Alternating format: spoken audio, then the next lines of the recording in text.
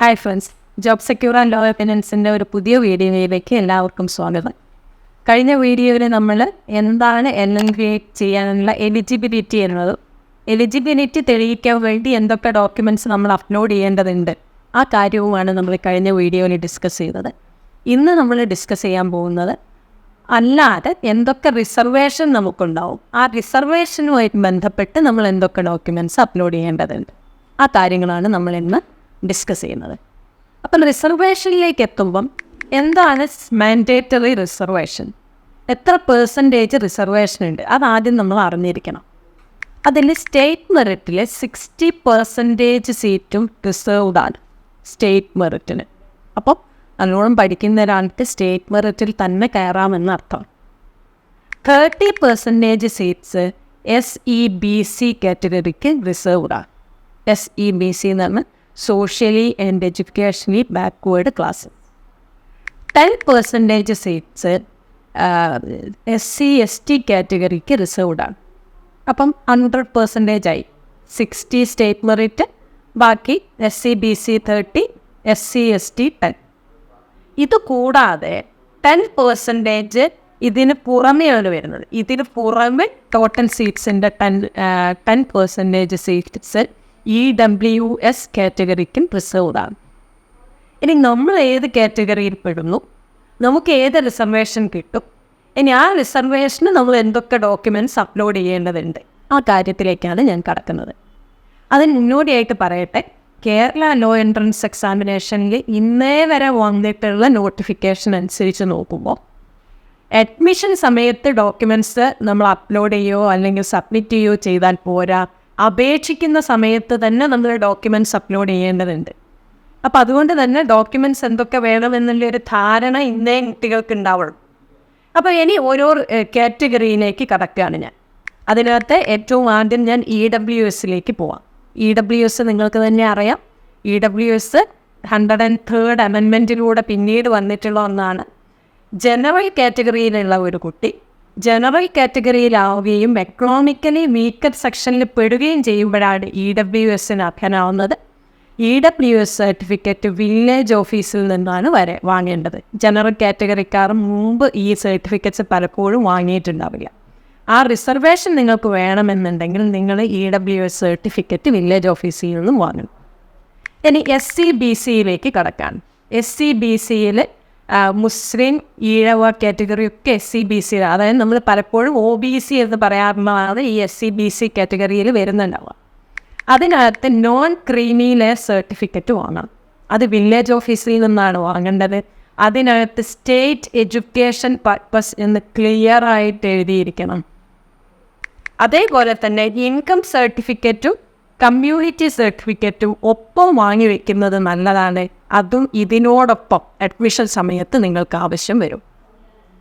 ഇനി നിങ്ങൾ SCBCക്ക് കഴിഞ്ഞിട്ട് നിങ്ങൾ SC/ST കാറ്റഗറിയാണ് എന്ന് വിചാരിക്കാം. SC/ST കാറ്റഗറി ആണെങ്കിൽ കമ്മ്യൂണിറ്റി സർട്ടിഫിക്കറ്റ് നമ്മൾ വാങ്ങേണ്ടത് തഹസിൽദാറിൻ്റെ ഓഫീസിൽ നിന്നാണ്. ഇതൊക്കെ അക്ഷയ വഴി ചെയ്യാവുന്നതാണ്. നോൺ ക്രീമി ലെയറും ഇൻകം സർട്ടിഫിക്കറ്റും കമ്മ്യൂണിറ്റി സർട്ടിഫിക്കറ്റും വില്ലേജ് ഓഫീസിൽ നിന്നാണ് കിട്ടുകയെന്ന് വെച്ചാൽ SC/STയുടെ കമ്മ്യൂണിറ്റി സർട്ടിഫിക്കറ്റ് തഹസിൽദാറിൻ്റെ ഓഫീസിൽ നിന്നാണ് നമ്മൾ വാങ്ങേണ്ടത്. ഇനി OEC കാറ്റഗറി. OEC എന്ന് പറഞ്ഞാൽ അതർ എലിജിബിൾ കമ്മ്യൂണിറ്റി. ഈ അതർ എലിജിബിൾ കമ്മ്യൂണിറ്റിയിൽ പെട്ടവരായാലും നിങ്ങളുടെ നോൺ ക്രീമി ലെയർ സർട്ടിഫിക്കറ്റ് വാങ്ങണം. ഇനി നോൺ ക്രീമി ലെയർ അർഹനല്ലെങ്കിൽ പോലും നിങ്ങൾക്ക് ഫീ കൺസെഷൻ വേണമെന്നുണ്ടെങ്കിൽ നിങ്ങൾ കമ്മ്യൂണിറ്റി സർട്ടിഫിക്കറ്റ് ഒപ്പം വാങ്ങി വയ്ക്കുന്നത് നല്ലതാണ്. കോളേജിൽ ഫീ കൺസെഷൻ ആവശ്യത്തിൽ. പിന്നെ പേഴ്സൺസ് വിത്ത് ഡിസബിലിറ്റി ഉള്ളവരുണ്ടാവും, എന്തെങ്കിലും ഡിസബിലിറ്റി ഉള്ളവർ. അങ്ങനെ ഡിസബിലിറ്റി ഉള്ളവർ മെഡിക്കൽ ബോർഡിൻ്റെ 40% ഡിസേബിൾഡ് ആണ് എന്നുള്ള സർട്ടിഫിക്കറ്റ് വാങ്ങണം. ആ സർട്ടിഫിക്കറ്റ് 1 കൊല്ലത്തിനുള്ളിൽ കിട്ടിയതുമാവണം. അത് പ്രത്യേകം നോക്കണം. 1 കൊല്ലത്തിനുള്ളിൽ ഉള്ള മെഡിക്കൽ ബോർഡിൻ്റെ സർട്ടിഫിക്കറ്റാണ് നിങ്ങൾക്ക് പ്രൊഡ്യൂസ് ചെയ്യേണ്ടി വരിക. ഇനി ചിൽഡ്രൻ ഓഫ് ഫിഷർമെൻ ആണെങ്കിൽ ഫീ കൺസെഷൻ ഉണ്ട്. ഈ ഫിഷർമെന് ഫിഷറീസ് ഓഫീസിൽ നിന്നുള്ള ഒരു പെർട്ടിക്കുലർ ഒരു പ്രത്യേക സർട്ടിഫിക്കറ്റ് ഉണ്ട്. അതിൻ്റെ ഫോം നിങ്ങളുടെ ഇതിനകത്ത് ആപ്ലിക്കേഷൻ്റെ പാർട്ടായിട്ട് പ്രോസ്പെക്ടസിൽ കൊടുക്കും. ആ ഫിഷറീസിൽ നിന്നുള്ള ആ സർട്ടിഫിക്കറ്റ് വാങ്ങണം. അത് വാങ്ങണം എന്നുള്ള കാര്യം ഇപ്പോഴേ ഓർത്ത് വെക്കണമെന്നുമാണ്.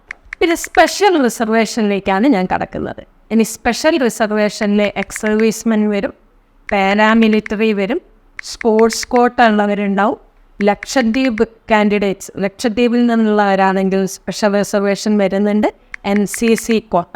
ഇതൊക്കെ നമുക്ക് ഉണ്ട് എന്നുള്ള കാര്യം ആദ്യം നമ്മൾ ബോധ്യപ്പെടണം. അതാണ് ഏറ്റവും പ്രധാനം.